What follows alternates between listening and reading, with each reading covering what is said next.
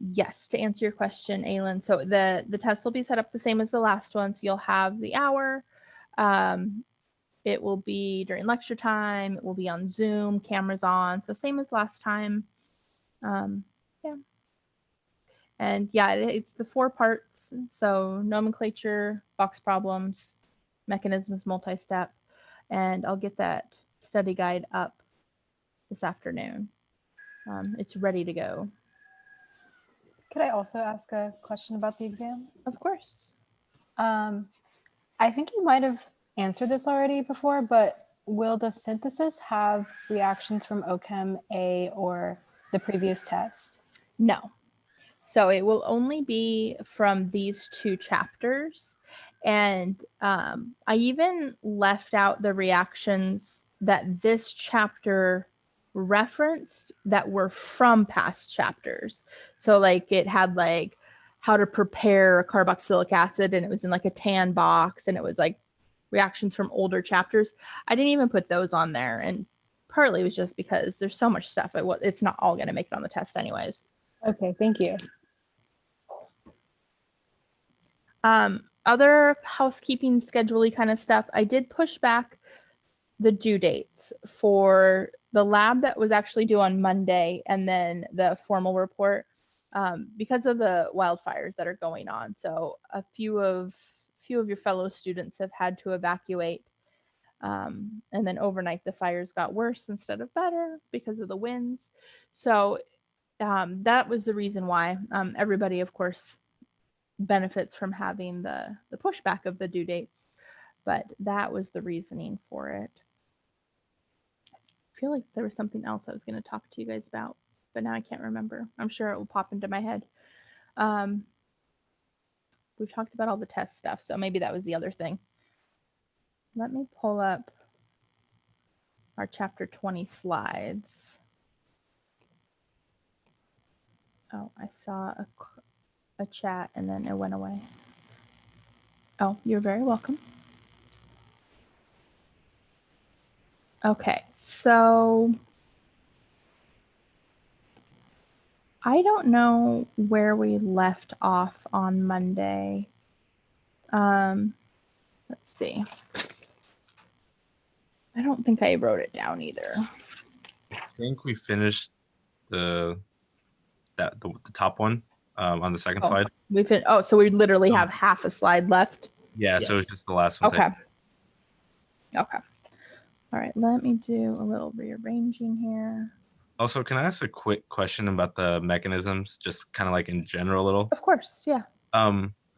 So whenever like a ketone or like well, I guess specifically ketones, like if it's like in an acidic environment, is the oxygen usually going to take a hydrogen away and it's going to become a protonated ketone? Yeah. Yeah, that's a good general rule to follow. Yeah. Okay, cool. Thank you. Mm-hmm. And on the study guide, I do have, so it's kind of a weird study guide just because I don't remember if it was Jordan or Jared. Somebody said it that, there's not a whole lot to test on. I mean, obviously there's a lot of reactions, but it's literally just reactions. Like there's not a lot of variety. So the study guide's kind of funny because literally the first bullet point is be able to do nomenclature. I am giving you that table that I mentioned. It's table A3 because it's from Appendix 3. And then the rest of it is literally a list of reactions, and I have stars, asterisks next to the ones that you need to know the mechanisms for. And then I did go through the chapters, the in-chapter problems and the end-of-chapter problems, and made a list of suggested study problems from each chapter as well. Okay, let's look at this. So we are starting with an aldehyde, and we're starting with 4 carbons. And we're going to make an acid anhydride. And 1, 2, 3, 4. Each side has 4. So it is symmetrical. It has the same number of carbons as what we're starting with has. So that's helpful and useful.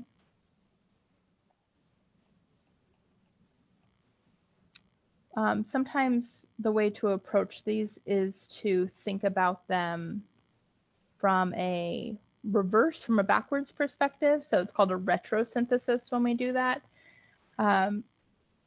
We don't have a whole lot of ways to make acid anhydrides because they are very reactive. And so that can be helpful for things like this because it helps narrow it down. But one of the ways that we do know how to make them is from carboxylic acids.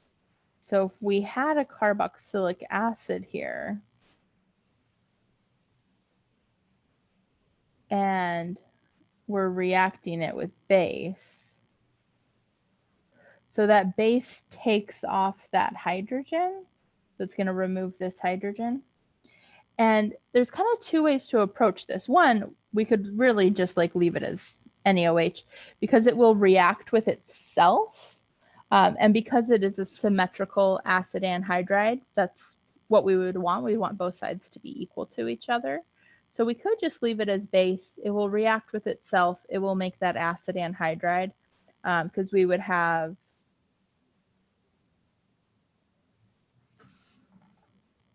this 1, 2, 3, 4, and that. And so as it reacts, this will end up being our leaving group as it goes through the final reaction. The other way to write it, I'm going to erase my little X down here, but the other way would be to react this with an acyl chloride of the same number of carbons. Zochem always like this when you're in.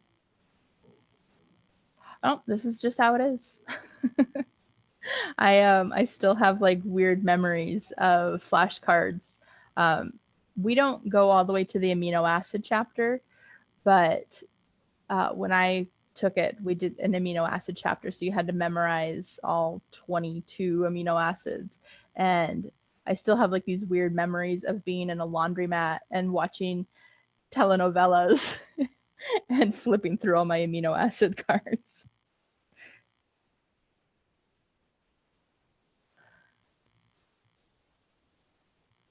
Would it be better to use iodine? Would be using chlorine usually be okay? Exactly. You mean, so instead of an acid chloride to do an iodide there? Is that what you mean?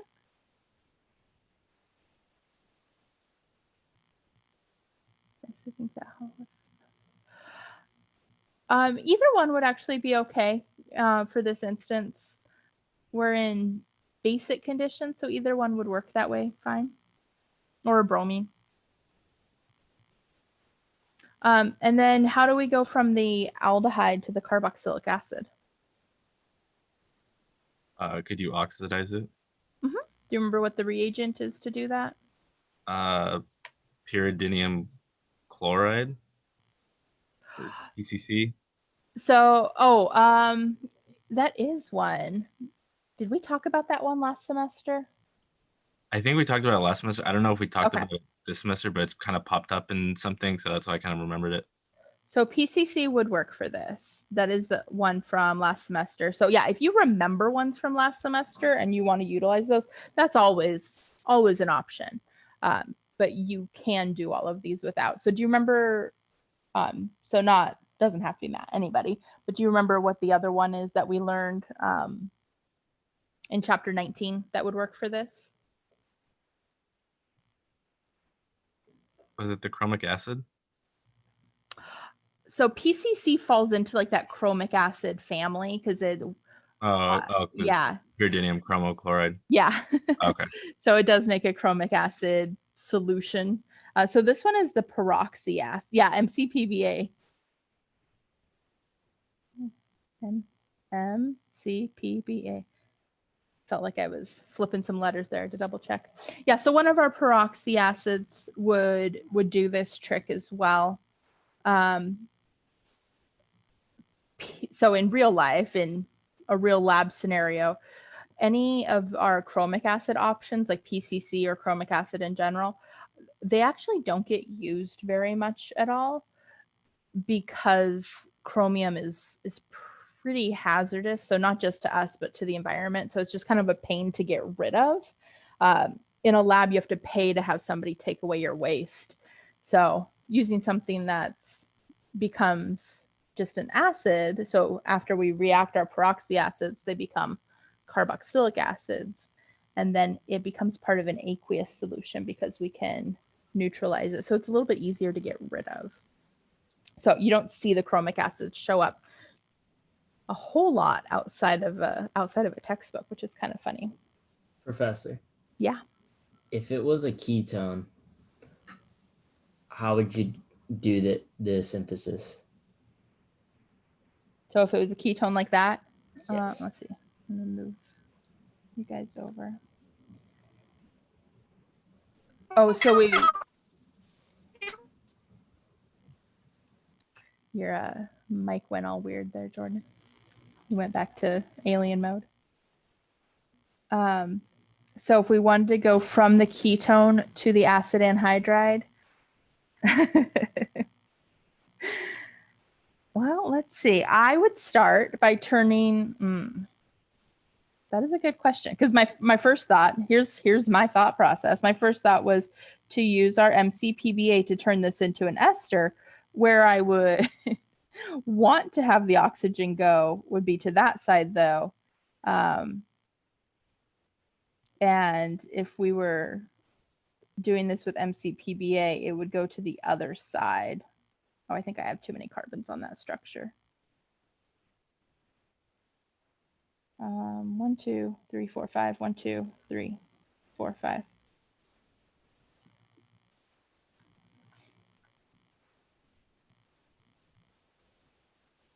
Okay, so I don't think that's going to be a good way to go. This is a good question.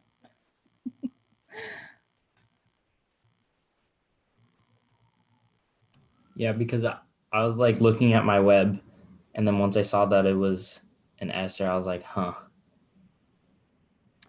Yeah. Can you reduce a ketone to an aldehyde? No, because we would have to like get rid of a carbon as a leaving group. So that is kind of what we want to do, but we'd have to figure out another way to do it. I think like if we turn this into the ester we don't want, or make it, yeah, and then that's kind of what I was thinking. Turn that ester into something. We can make it an aldehyde. We could make it primary aldehydes go to acids.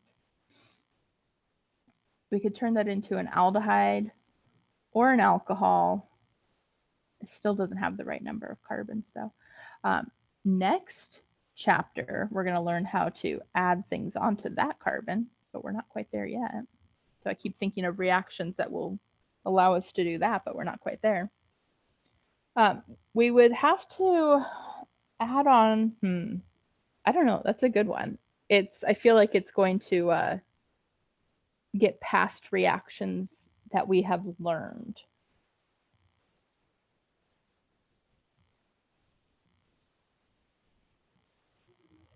If we were just alpha halogenation is super useful, and alpha reactions are, so that's that carbon right there is the alpha carbon. If we weren't concerned about the number of carbons, like if it was just how do we go from a ketone to an acid anhydride, we know how to make that functional group conversion, because let's see, I'm going to erase a whole bunch of this stuff in the middle here.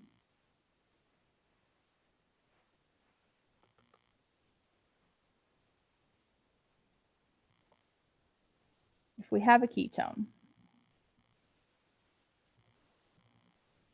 and we turn it into an ester, so MCPBA,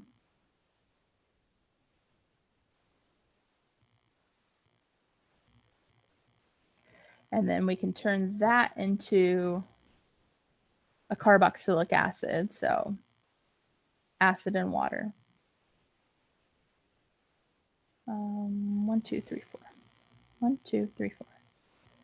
Then we can do base,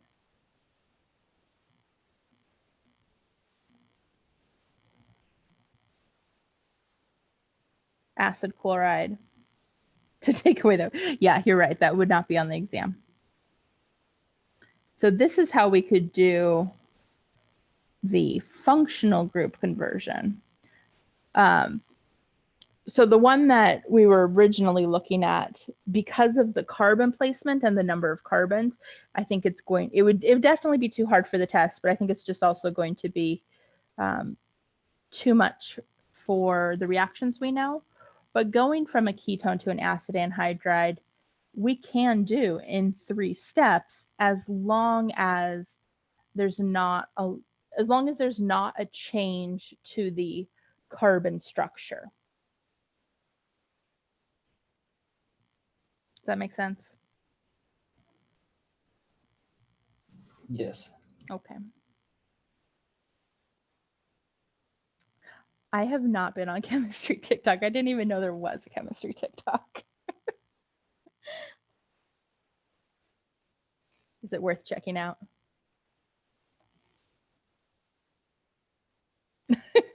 I'm glad I'm not the only one. Okay, I'll have to go look.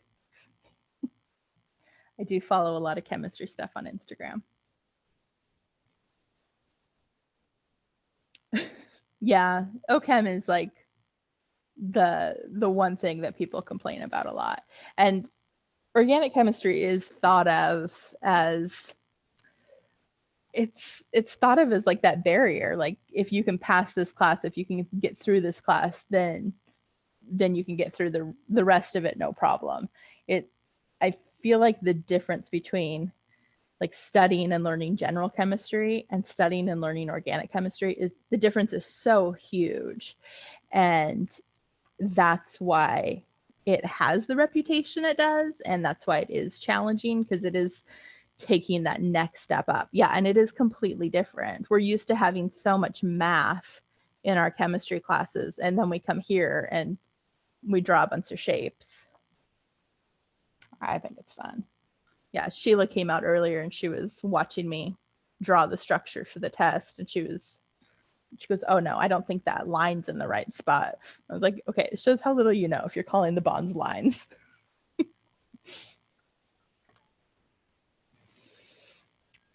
Questions at all about this problem specifically? So before we move on, my favorite class was organic chemistry. I liked it a lot, and I liked it so much that the next year after that I took physical chemistry, which it wasn't my least favorite, but it was definitely the hardest. It's like the physics of chemistry. But then the year after that I took physical organic chemistry, which is the physics of organic chemistry. There was 4 of us in the class. And we would go to our teacher's house for lecture, and she would lecture to us while she cooked dinner for us. It was a good class.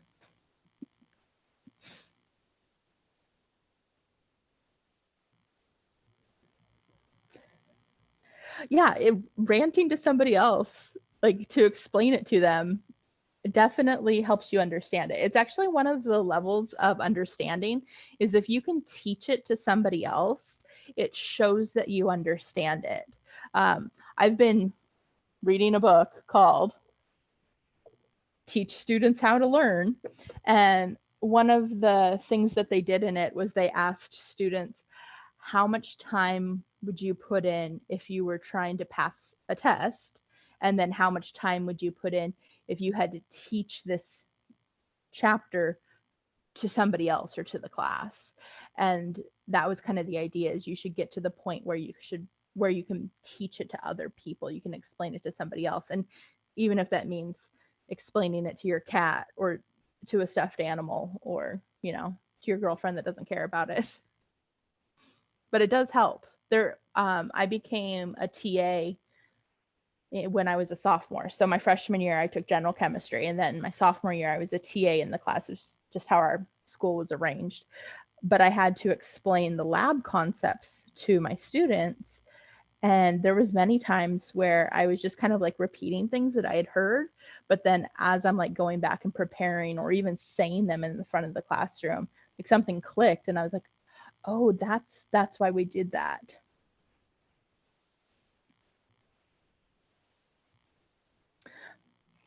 It's true. And it is one of the reasons why sometimes when you are at a university and you have professors that know their stuff, they're, masters of their field, but they can't teach. And there is something to be said for being able to explain it on all these different levels. I don't remember what the YouTube channel is, but there's a YouTube channel where it might even be one of the BuzzFeed channels, but where they have an expert explain a topic to somebody at like a kindergarten level, a high school level, a college student, and at the expert level. And it's interesting to hear somebody explain it at all those different levels. It's kind of the same as this, though.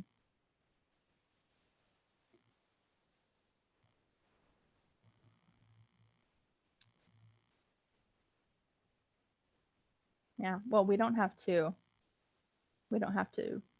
be trained to be teachers in any way. To teach at a community college, you have to have a master's in your subject. And then for most universities, you have to have a PhD. Depends on the school and depends on the subject, but that's kind of the general rule. But yeah, the first time I ever gave a chemistry lecture was my very first day of work. and it was my 25th birthday. And I had to give myself a pep talk in the bathroom so I wouldn't throw up because I was so scared.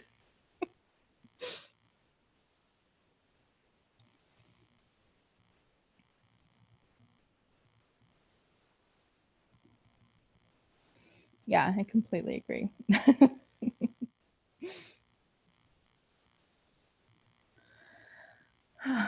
Any questions on this multi-step stuff that we got on the screen?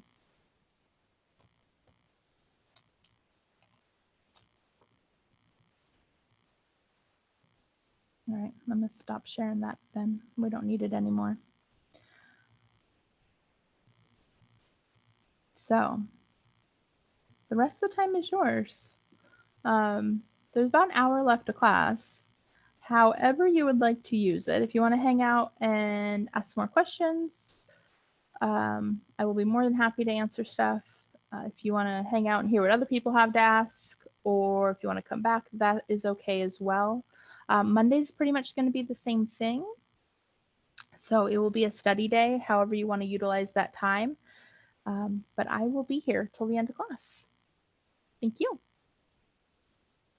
You too, guys.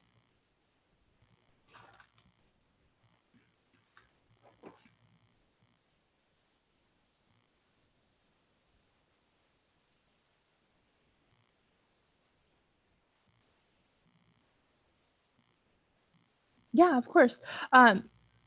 Justin, do you want to share your screen or do you want to email it to me?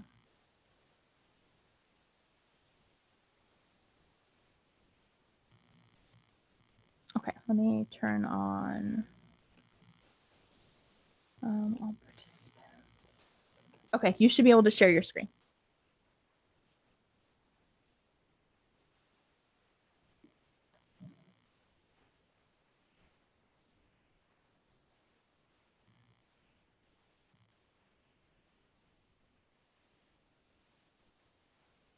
Okay, and I'm going to pull up the rubric on my laptop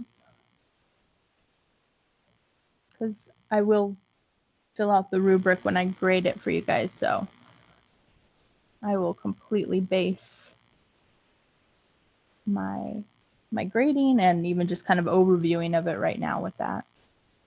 Where is my rubric saved? Here it is.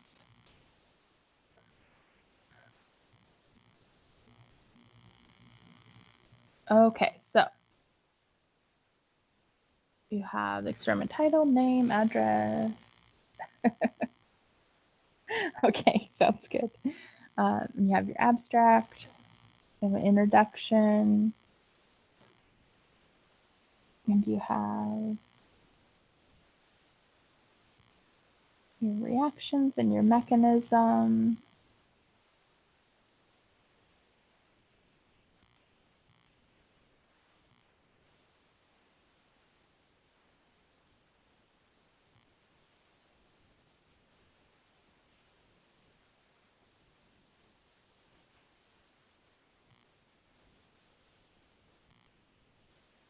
Yeah, that works just fine. And then at the end, you have your citations numbered, I'm guessing. Perfect. Yeah, there's definitely more than one way to do that. That's one of the things that the American Chemical Society doesn't have like a set way. So as long as you're consistent.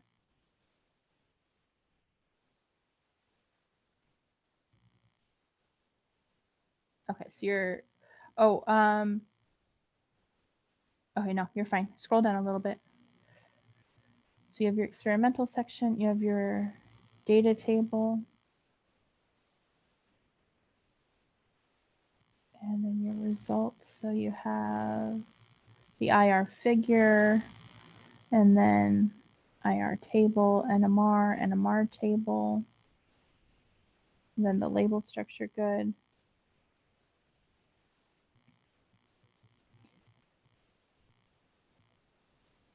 Do you have a table for the carbon NMR data?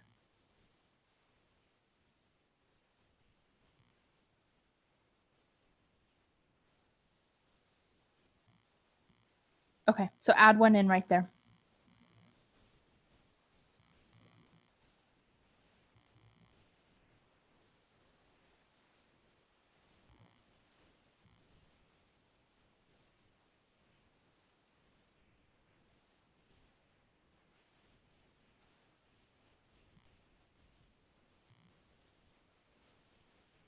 The two carbon NMRs, you mean?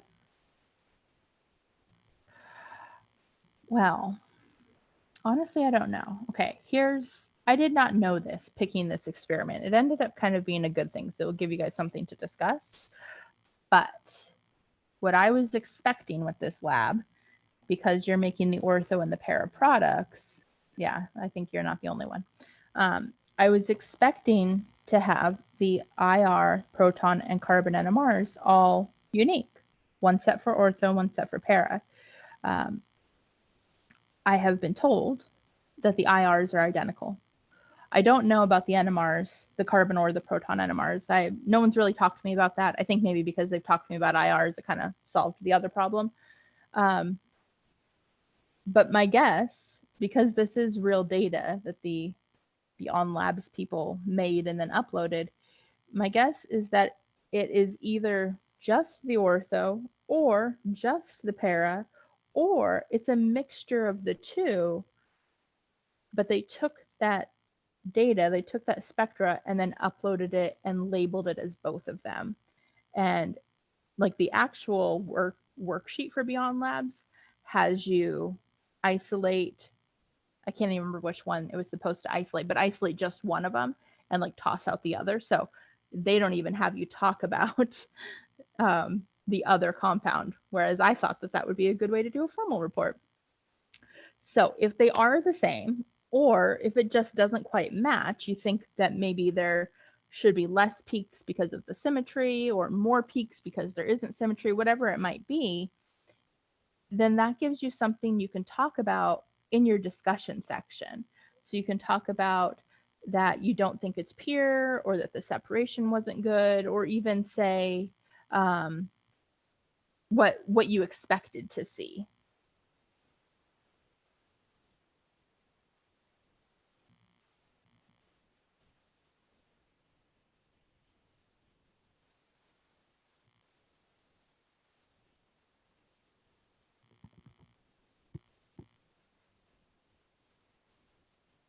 So I can, if you want to, yeah, so if you want to switch which screen you're sharing, you just have to go to the top, and I think you hit share screen again, and then you pick the new thing you want to share.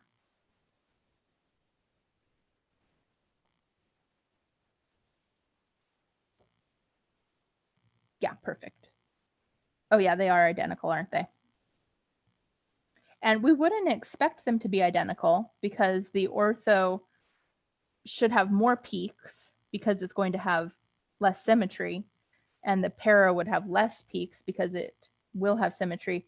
So I just kind of figure it gives you something else to talk about in your discussion, why you know that the data doesn't match, what you would expect the data to actually look like.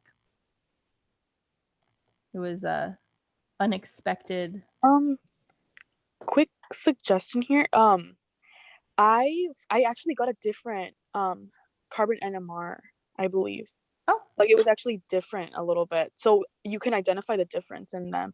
So I don't know what happened there, but interesting. I'm not home right now. I'm at work, like in the parking lot, just in my car. So I cannot tell you, I'm sorry, but I believe I did get different carbon NMRs and HNMRs. Okay. The only one identical is IRs. So Yeah, I second that. The HNMR and the carbon NMR are different, but the IR are the same. And the carbon NMR for the para has less peaks than the ortho. Okay, good. And it should, right? Yes. Poor Justin.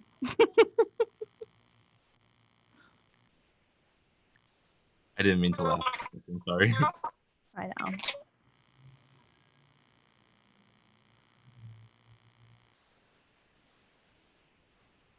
Beyond Labs and Zoom don't always get along.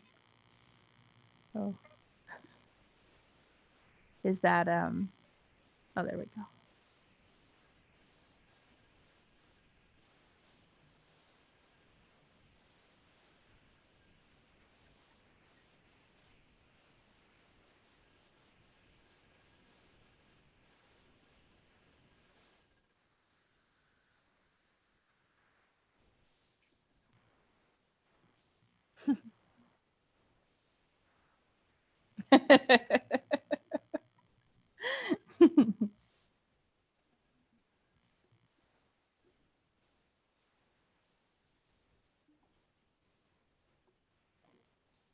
Yeah, we all do those things.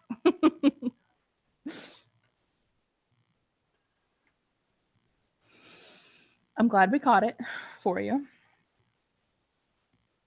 But the rest of, yeah, so for your other carbon, add another table in there. Yeah, and then you have your conclusion, you have your references. So it looks like you have all of your parts in there. Obviously, you now know that you got to do some spectra fixing and then adding in a table for each of your carbon NMRs. But in terms of like what pieces you have, it looks like you have everything.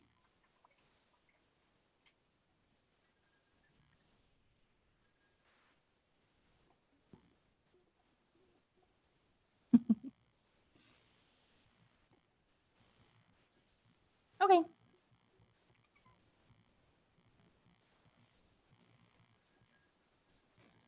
You too.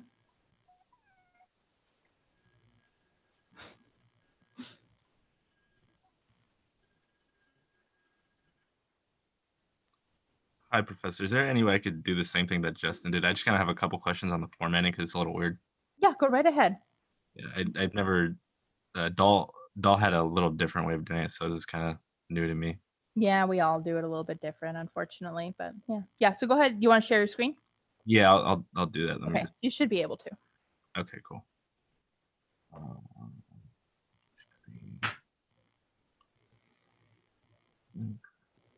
Okay, so this is it's not really fleshed out yet because I have it all written in like a notebook, but like I kind of just started to write it out right now. So my question is mostly is this part right here with the table. I don't know if, because I don't think it would be like the best thing like structure wise to leave it all the way down here. So I was wondering if like how I would bring it up here because I think it would fit better with the experimental. I think that's where it is supposed to be, in fact. So you can have a table that goes across the two columns, or you can fit it in. If it fits, you can squish it into one column. But if you go click on the home button in your menu bar. Home button right here. Yep. And then if you click on the little symbol that looks like a paragraph symbol, so it's underneath the word review. Right here. So yeah, that little symbol. So click on that. So that shows you like all the formatting symbols. Okay. And the reason I'm showing this to you is because if you put in a table, but you don't want it part of the columns, you want it like you want it to be like the width of the page. Yeah. Then it does add some formatting stuff that you have to do, because you have to stop the columns, add in your table, and then restart the columns. So like go back to the bottom. The column. Yeah. So see go up a little bit more. Like right there. See where it says page break and it says like section break continuous. Like that's so the page break, obviously we know that means it's going to the next page, but the section break is actually telling you that the columns are ending at that point. So you do have to do a little bit with like playing around with the formatting and adding in those section breaks. Okay. For the section breaks, basically that means that it kind of like pauses the formatting almost, and you kind of do what you want, and then you stop it again, and it'll start the format. Yeah, essentially. One of the ways to do it is like if you want something to have columns, if you highlight it and go to the layout, I think it's under layout. Okay. Oops. Let me just.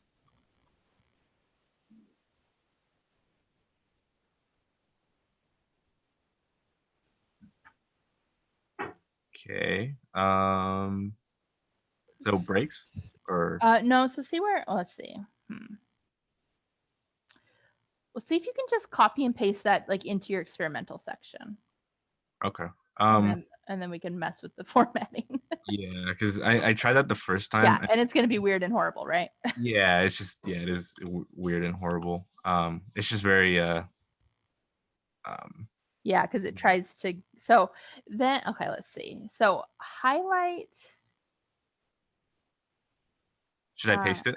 Yeah, go ahead and paste it. Okay. And then highlight the whole table, like wherever the start of it is. Okay. Oops. Yeah. Is it this? Okay. I don't. That's kind of what I want. Right, but your figures are all wacky now. Yeah. So. Okay. So you should just be able to click the like the little crosshair in the corner. Yeah. You don't. If you click that crosshair, you don't have to click and drag. You should just be able to. Okay. And then. Okay, so now click on the columns up in the page setup section. So not in the menu you're at right now, but up in the bigger menu bar. Okay, right here. So click on the down arrow next below the word columns. Columns. So to the left, to the right.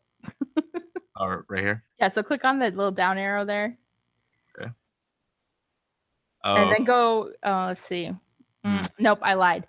Click. Okay, so in the page setup section, there's like a little arrow that's pointing down diagonally, like in the corner.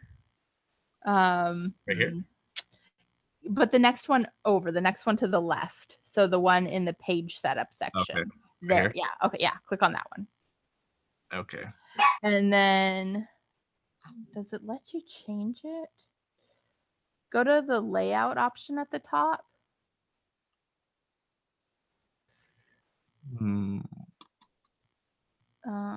See, it wants to do 2 columns because it's in that preview section there.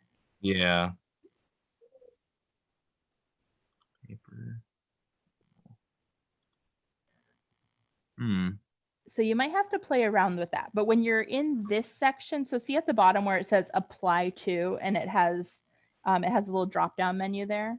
So you would want Oh. to choose selected text so that it only affects that table, only affects that area. Mm-hmm. I'm not sure. I'll play around with that. Yeah. Does this have to do something with the page breaks, or is that something else? Because that sounds like Yeah. It has to do with the section breaks. Okay. And I'm guessing that would fall in the layout somewhere around here, but Yeah, because the section breaks are like whether it's centered or 3 columns or double space, like all of those are different sections within a paper. yeah. Okay. I'll play around with that then. The other option too is if it just doesn't fit well within a column, is you can break it up into more than one table. So you could do,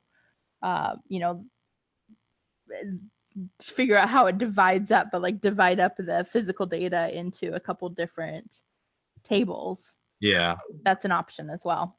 Yeah, and I guess try to avoid like because a lot of times it wants to just kind of squeeze in like this space right here, and the columns are just all like super narrow. I guess just try to avoid that, right?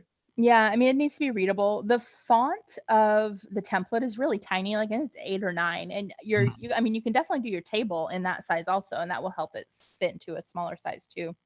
Okay. I'll try that because I saw someone else's and they were just kind of like, I don't think the examples that you gave us have like a data table. No, it was something I added in. I did it last semester, but I didn't have any examples from last semester. So yeah, I've essentially I've done the same thing for 15 years. I just changed it a little every time. Okay. All right, then I'll play around with that. Those should help me in trying to figure it out because I saw I think Jacqueline showed me hers and is like the whole page or like the whole width of the page was the data table, and then she managed to get it back looking like this. So And if you don't want to see those little paragraph symbols in that home menu, you can just hit that paragraph symbol again and those will go away, just so you're not okay. you don't want to see them. Okay. Was that in layout still? Nope, it's in the home option Oh, in yeah. the menu. There you go. Yeah, right here. Yep. Okay. Cool. And then I mean, does this part look fine so far? Just Yeah, it does. Yeah, because you have your introduction, and you have some reactions and mechanisms. You got the start of your experimental. okay, cool. Yeah, I guess that's all I have right now. It was just kind of like the format, but Yeah, the formatting is honestly the hardest part of this, and I know that going into it. I mean, it's honestly one of the reasons why I use it though, because anybody that's headed to grad school, medical school, dental school, anything, you're going to write an article at some point, and so it's to kind of get your feet wet with that kind of stuff. yeah, okay. I get it. It's kind of like the same thing with the chem sketch. Yeah, exactly. It's annoying, but we got to learn it at some point. Yeah. Okay. Well, I appreciate the help. I'll see what I can do then. Okay, But yeah, thank you. no problem. Okay, I'll stop the share. So I guess I'll go finish that. So Okay, hope you have a good day, Professor. you too. I'll see you later. Yeah, thank you. Bye.